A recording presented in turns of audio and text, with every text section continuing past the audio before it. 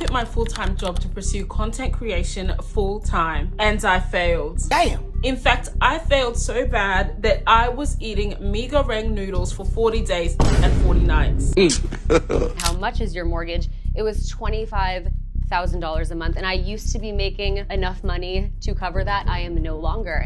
It's time for my first job interview in like 4 years. I haven't had a job in like 4 years because influencing was doing its big thing, but when I started talking more about politics, that kind of stopped. So now your boy needs to get a job if he doesn't want to be homeless in Los Angeles. Okay, so for years, being an influencer from the outside looked like the dream. I mean, you're getting paid to post your life, free products, brand trips, no boss, no office. But now, some of the people who actually made it their full-time jobs are actually going back to 9-to-5s. And it's not because of one thing. There are several reasons why their lifestyle isn't holding up the way it looked like it would. And by the end of this video, I think you'll see why boring, regular stability is suddenly starting to look like a luxury. I just wanna rewind. I haven't seen you in a long time. Okay, so strip away the personality and the relatable content and sometimes the out-of-touch content too. And an influencer is really just paid space for a brand to display a message, which makes them a walking billboard. I mean, except a billboard never pretended to be your friend giving you an honest recommendation. That pretending is the whole business model. A billboard looks like an ad, so nobody feels tricked by it. But an influencer's entire value comes from not looking like an ad and from feeling like a real person telling you about something they genuinely liked when they were actually being paid to say it. Sometimes without even disclosing that clearly. That is disingenuous. I mean, presenting a paid transaction as a personal unpaid opinion, and it worked for a long time because most people did not clock it at the time. But that kind of dishonesty doesn't hold up forever because the more products placements, the more affiliate links, the more suspiciously enthusiastic reviews people see stacked, the more obvious it becomes that none of it was really ever personal. Do not shake this. This is magic in our body. Dr. Leo's is my go-to. My forehead used to look like this. I'm gonna insert a picture. Tell me why this pimple was huge last night and now look at it. Like, I swear to God. Also, you would think that once the trust started slipping, influencers would get more careful and more honest to win it back. Instead, it went the other way. I mean, TikTok Shop made the word influencer basically meaningless because now anyone can grab a product, post about it, and earn a commission without ever having a real relationship with their audience or any actual belief in what they are selling. And I feel like that also made the disingenuous part of the model even more obvious. Not less, because now you'll see the exact same products pushed by dozens of unrelated creators in the same week, all timed to the same brand release. Nobody watching that thinks it's a coincidence. It reads exactly like what it is, which is paid, coordinated, and fake, even with the de-influencing trend. De-influencing you from Amazon products. The Snackle box is just super unnecessary. You have to open up each package, so now you have a bunch of half-open food. And since there's so many, you're probably not going to finish them all and they're going to go stale and go to waste. De-influencing started as a real reaction. I mean, creators specifically telling people what not to buy, which felt refreshing precisely because it wasn't a sales pitch this time. It didn't take long for brands to notice that de-influencing content also performed very well. So now there are sponsored de-influencing videos, paid posts telling you not to buy a competitor's product so you buy theirs instead. The one format that was supposed to be the honest alternative got turned into another version of the same paid performance, which tells you the issue was never really about the content format. It is the underlying incentive structure, and that structure finds a way to monetize even its own critics. I'm here to de-influence you and help you save money. I'm gonna tell you what you don't need and something that might be better instead. I do not like the Better Than Sex mascara, which is sad because I actually used it for years trying to convince myself it was everything I need. It's not. I've been using the Essence Lash Princess. I did a side-by-side comparison. This looks better, it stays on longer, and it doesn't leave all this nasty fallout under my eyes like this one does. I did not like the Glow Recipe Watermelon Dewdrops. I didn't like the way it felt on my skin. It was super fragrance. But if you want your skin to glow, I've been using this Good Molecules Super Peptide Serum on my skin. It's not scented, and it makes my skin glow underneath my makeup. And honestly, this stuff is magic. If you want your skin to feel good throughout the day, you don't need the Stanley Cup. Any water bottle works, but I personally really love this one. And once people started noticing that pattern, they stopped believing individual creators and started distrusting the format itself. Social proof only works if it feels real. But once it became obvious how much of it was like scripted and paid and coordinated across dozens of people at once, the whole mechanism lost its power. And I feel like it also connected to being an economic problem because trust was the entire product influencers were selling to brands. A brand doesn't pay an influencer for a nice photo. They pay for an audience's belief that the person's opinion is real and worth listening to. So the second audiences stops believing that, the things brands were paying for just stops existing and brand deals dry up or even shrink. And also, most influencers were never actually making real money in the first place. The reality of being a content creator with over 200,000 followers is I'm broke. I go viral literally every single week. Every week. I got like over 8 million views this past month. I have like loyal fans, you know? But I'm just like, yo, I had $101 in my bank account yesterday. Last month, the Creator Fund paid me like $70 because I make a lot of short form videos that aren't over 1 minute long. And I'm gonna keep saying this, like, people are not paying Black creators. I have fucking verified companies and businesses commenting on my videos trying to be relatable and shit. And it's just like, you guys won't fucking pay me. Like, it gets to a point, I'm getting like really frustrated because this has been my career for a while. Like, I used to make a lot more money on social media, and I feel like as my platform grows bigger and bigger, people get this idea that like, you must be doing very, very well, like even better than before. And I'm just like, dude, what?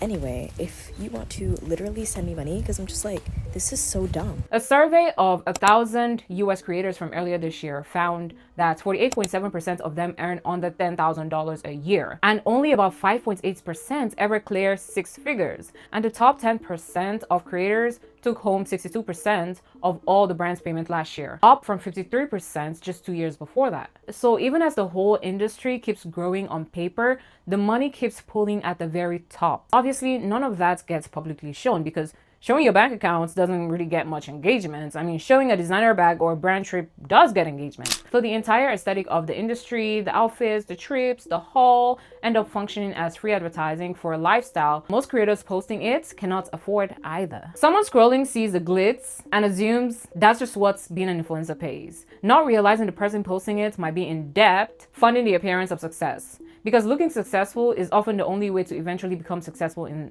that industry. Part of that gap also comes down to financial discipline as well, because a regular job pays you the same amount on a predictable schedule, while influencer income shows up in irregular spikes. I mean, one big brand deal this month and nothing the next. And without any real financial planning behind that, it's easy to spend like the good month is a normal month, instead of saving for the ones that will not be. Before you become a full-time content creator, you need to take a financial literacy class. I bought a house within my means after doing this full-time since 2019. I bought my house in 2025, and yes, I paid it off in full. I completely own my house. But the amount of content creators that have been doing this for as long as me or longer than me that blew so much money on private jets, designer bags, dumb shit that they didn't need, and now they're online doing crazy shit to make money to pay for a house that they weren't able to afford to begin with. Just because you have $100,000 that you could put down on a $5 million house doesn't mean that you should do that when you don't have a salary that is the same every year or month to month. I thought this was common sense, but maybe not. The instability isn't just about the industry not paying enough. It's about an income structure that punishes anyone who actually doesn't know how to budget, which most people jumping in from a stable paycheck were never taught to do. And also, being an influencer is not a guaranteed career path, which is exactly why so many influencers quietly start a side business, because they know the content itself might not hold up long term, and they need something underneath it that isn't dependent on the algorithm. Unless you're genuinely at the top of the top, the number says you're going to struggle. And even the top isn't as safe as it used to be. Since celebrity and mega influencer engagement has dropped in recent years, while brands increasingly shift their budget towards smaller creators who deliver better return for less money. On top of all of this, there's also a simpler reason a lot of audiences have soured. Some influencers have generally started acting entitled, expecting free product and audience loyalty as if it's owed to them rather than earned, while also selling manufactured insecurity to the same audience they're asking to support them unconditionally. That combination reads as predatory once you notice the pattern. A regular job doesn't disappear because your manager had a bad day, but an influencer's entire income can vanish if the platform maybe suspends their accounts or shadow bans it, or even changes something little in the algorithm or removes a monetization feature, often without any warning. And an appeal process can take somewhere between weeks to even months. So you could actually do everything right for years and still lose it all over just a policy change you had no part in and no vote on. So I went from having a fat ass house, I had to downsize to an apartment because I had to make that YouTube money stretch.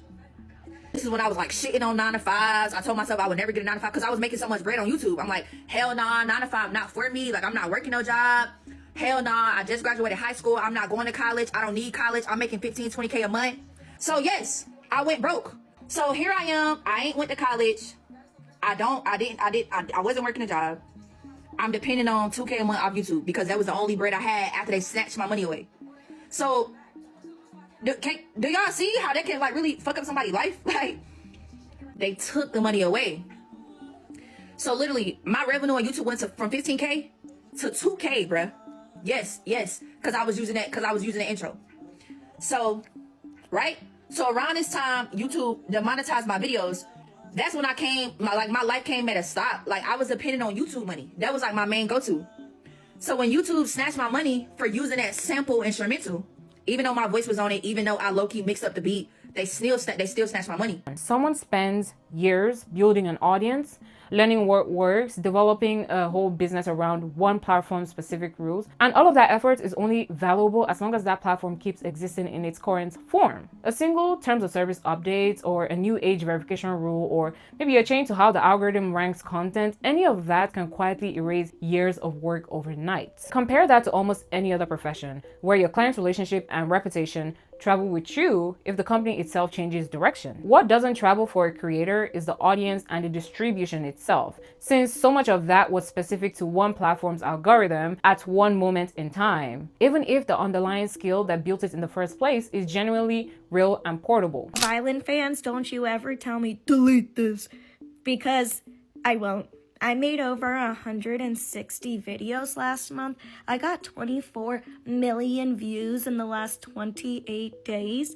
Yeah, I've like privated some or like taken something down if it didn't do well, it just didn't age quite right. You know, you make like a prediction and then it doesn't come true, whatever. But I'm never deleting another thing. $7,000 down the drain. I can't monetize. Are you fucking... Nobody told me you're not allowed to take down content? TikTok, you don't have to pay me for that video now. Shouldn't you be happy? $7,000. Thank you. Let's also not forget that influencers are independent contractors, not employees, which means there's no employer-sponsored health insurance, there's no retirement matching, no paid sick leave, no severance if a brand relationship just ends. Self-employment tax is also higher than a standard payroll deduction. So if you're not setting aside enough for quarterly taxes, which a lot of creators aren't because the income is irregular and generally confusing to plan around, tax season can turn what looks like a great year into a year you're now in debt for. And it also compounds over time in a way most people don't think about until years in. I feel like I'm the only influencer that's ever talked about healthcare. I'm pretty nervous, or scared. In the American healthcare system, you're pretty much penalized for not being tied to a company or a corporation. You just simply won't be able to get the same level of healthcare as an individual, but you pay a lot more. I'm paying $1,200 a month for an HMO plan, which sucks. I'm constantly getting denial letters. I developed this rare kidney disease called minimal change disease. Got to the point where I had to go to the hospital for it because my nephrotic syndrome got so bad. I got a letter from the insurance company saying that they think that nephrotic syndrome isn't that bad of a condition to be hospitalized for, so they're not gonna cover it. I was in the hospital. I had to see multiple doctors, or they came to me. I had to see a cardiologist, an infectious disease doctor, internal med doctor, and I had to see a nephrologist. Apparently, that doctor is out of network, and with my plan I don't have out-of-network coverage, so I got an $1,800 bill because she came to see me while I was in the hospital, which is against the law because of the No Surprise Act. However, that does not stop them from sending the bill to collections. We have been seeing a nephrologist who saved my life, and I got a phone call that after seeing him for 5 months, apparently that whole time he was considered out of network. I basically am not going to be able to see him anymore. But right now it's enrollment season. You have this time from like November to December of where you can try a different plan. Now I am forced to go into private health insurance. So this year I was finally able to see a health insurance broker. I'm joining this company's group plan, and in exchange I have to do like a survey once a month or something like that. I have a higher deductible. My co-pays are higher for the medications I get. You know, sometimes you pay like $10 or whatever. Now I'm gonna pay $40. But overall, it's going to be a lot cheaper. Throughout my career, especially starting this so young, I've had to figure out stuff by myself, and it makes me feel very insecure because I've been taken advantage of so many times just because of my ignorance and my age. You know, I'm doing this new thing that no one in my family has ever done. If you are thinking about being self-employed, especially as a young person, consider things like this. A 25-year-old with a full-time job is already building towards retirement without even trying, since a chunk of every paycheck quietly goes into an account with an employer match on top of it. A 25-year-old influencer making the exact same income has to build their entire safety net themselves, on top of managing their actual work. And most people simply don't, because nobody's forcing the conversation the way payroll does automatically. So this is a completely different financial problem from how much a creator earns. It's about what that income actually has to replace on its own. Also, part of what makes an influencer work in the first place is feeling accessible, like someone who's just like their audience. But the whole point of building this as an income is eventually making real money. And once that money starts showing up, the brand deals, the bigger house, the designer bags, everything, it can actually alienate the exact same audience that made them feel authentic to begin with. So creators end up stuck in this weird bind where success itself threatens the reliability their income depends on, which means the incentive isn't just to succeed, it's also to hide how much you've succeeded by probably downplaying purchases, filming in non-designer clothes even though you know you can easily afford designers, avoiding certain locations on camera, and managing the audience's perception of your finances as carefully as you manage the actual content. I feel like that's an exhausting, slightly dishonest position to have to maintain indefinitely, performing a version of financial normalcy that isn't real, because showing the truth risks the very thing that builds a career in the first place. Never in a million fucking years would I want to build my wealth in this lifetime from social media and social media exclusively. Are you fucking crazy? No, absolutely not. That is such a slippery slope. That's such a slippery slope because people feel like they own you and they have power over your income. Let's say that I continue to make the right moves in my hospitality interior design career and I'm just, leveling up. Let's say that when I put my art out there again, my paintings are really well received and I'm getting bags on bags on bags, and my, the videos, the backgrounds are upgrading. Everything is just upgrading, and people decide that they don't fuck with that. We don't actually want to see that. We're good. I can be like, fine, that's totally fair. And I can put the camera down and I can continue to work and, live the life that I've created for myself. Once your audience is tied in to the wealth and they decide, you know what, that house is a little bit too fucking big. That car is a little bit too fucking nice. This all just feels real unrelatable. This just is not what we want to see. Then if you are not one of those creators, influencers who have leveraged this shit into other things, or you are independently wealthy outside of this, or just you really are bound to your followers in that way, would not want that for myself. No. Audiences sometimes also feel entitled to the level of access into an influencer's life that would be considered completely invasive in any other profession, their relationship, their family, their health, sometimes even their house address. That blurred line between public work and private lives adds a layer of exposure and sometimes real safety risk that a normal job just doesn't come with. And it doesn't go away the second the camera turns off either. People will show up to someone's real life location because they feel like they already know them personally. But a regular job ends when you leave the building. An influencer's jobs follows them to the grocery store, to the kids' school pickup, to a family dinner because the parasocial relationship an audience built doesn't clock out just because you turned off the camera. Sounds sad, but really the reason I was able to become a full-time influencer was I prioritized sharing my life over prioritizing living my life. What I mean by that is when I worked 9 to 5, I was just an average adult. I got up in the morning, got a coffee, went to work, sometimes would work out, make dinner, watch TV, go to bed. Weekends would hang out with my friends. My life at first did not change. That all stayed the same, but what I would do every morning was, okay, what parts of today am I now going to share? Oh, I'm going to a new restaurant this week with my best friends. I should share what I ordered. Going to the grocery store this week. Oh, let me do a haul of all the groceries I bought and then do a video of what I cooked for dinner. I'm going on a date this week. Let me talk about my current dating life. So I was still living my life, but I was putting emphasis on how was I going to share that online, because I always wanted to be a lifestyle creator. I wanted to create a following based off of me and the life that I live. And I think there's pros and cons to that. I think the pros are you really build an intense community of people who feel like they know you and they like want to hear about everything that's going on in your life. And you also kind of don't ever run out of content to make, because throughout different stages of life, different things happen. So there's different things that you can talk or share about. The cons are obviously just opening yourself up and being super vulnerable. And just in general, being an influencer is being on your phone a lot. Like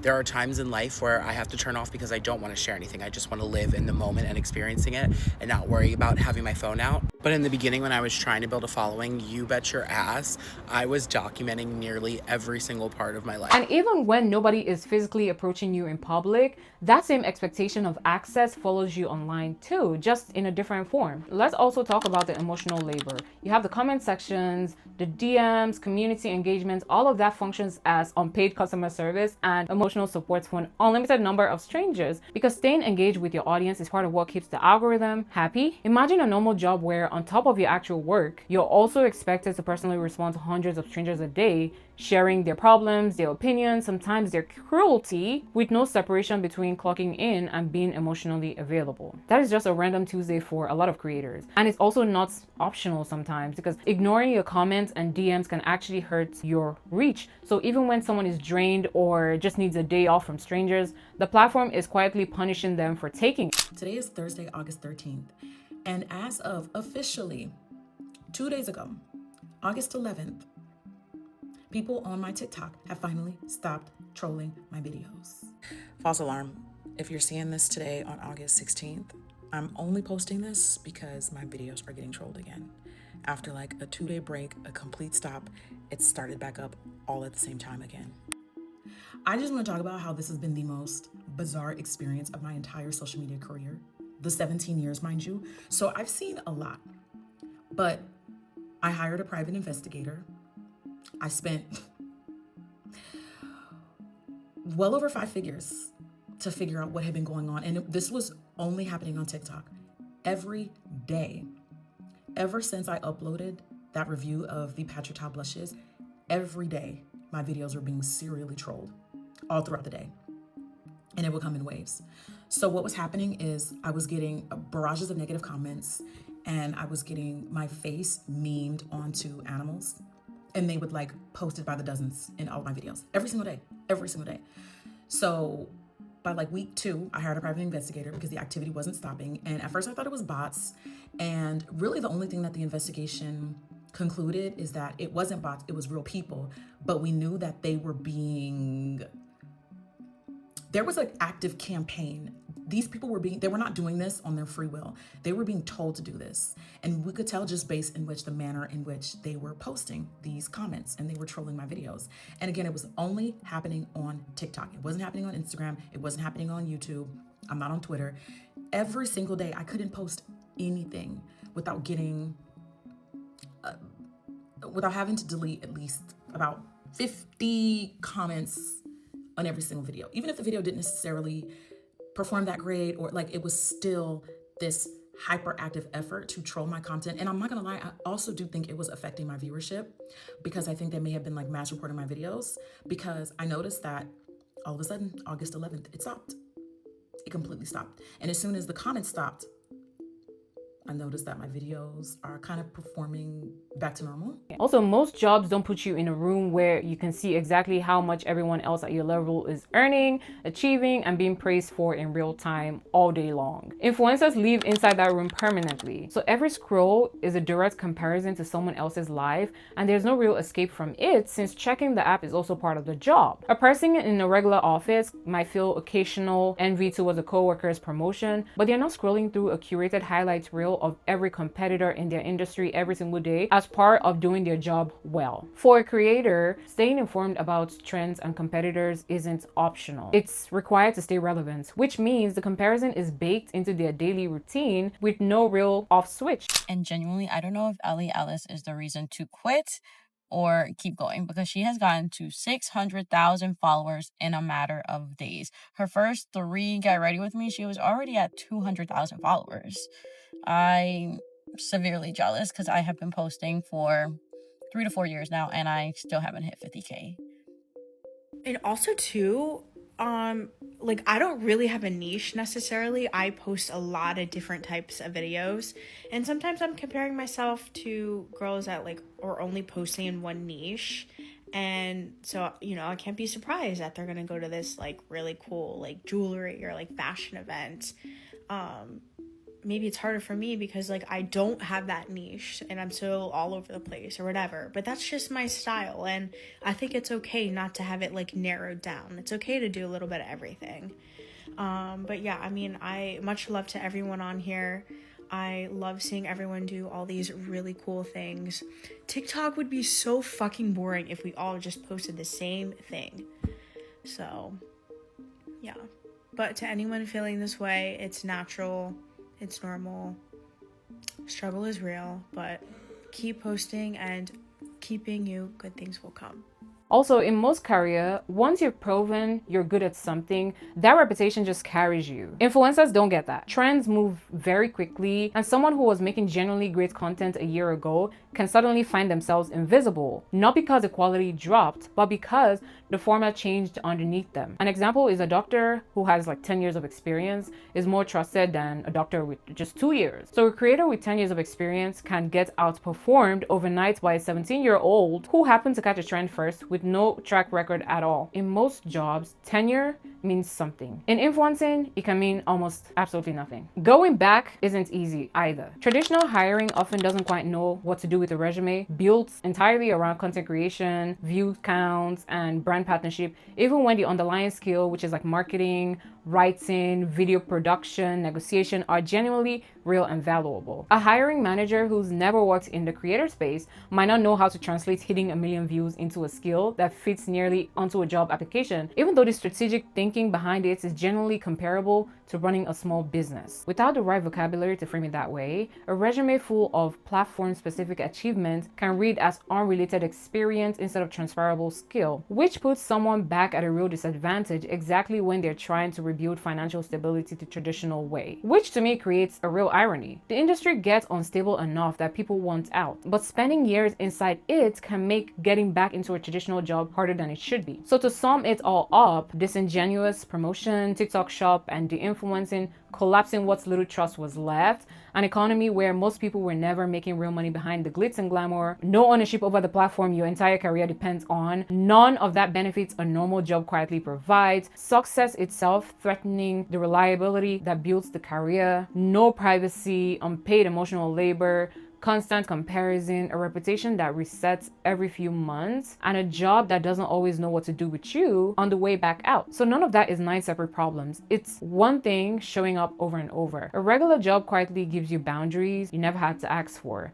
It gives you financial boundaries, professional boundaries, privacy boundaries, emotional boundaries, time boundaries, even identity boundaries. That is the line between who you are at work and the line you are everywhere else. Influencing removed almost all of that. A 9 to 5 might not be glamorous, but it comes with boundaries. And it turns out boundaries were the things missing from this whole influencer industry the entire time. But that's it for this video. Please let me know what you think in the comments. Please like and subscribe. I'm Angel Off Record, and I'll see you in my next video.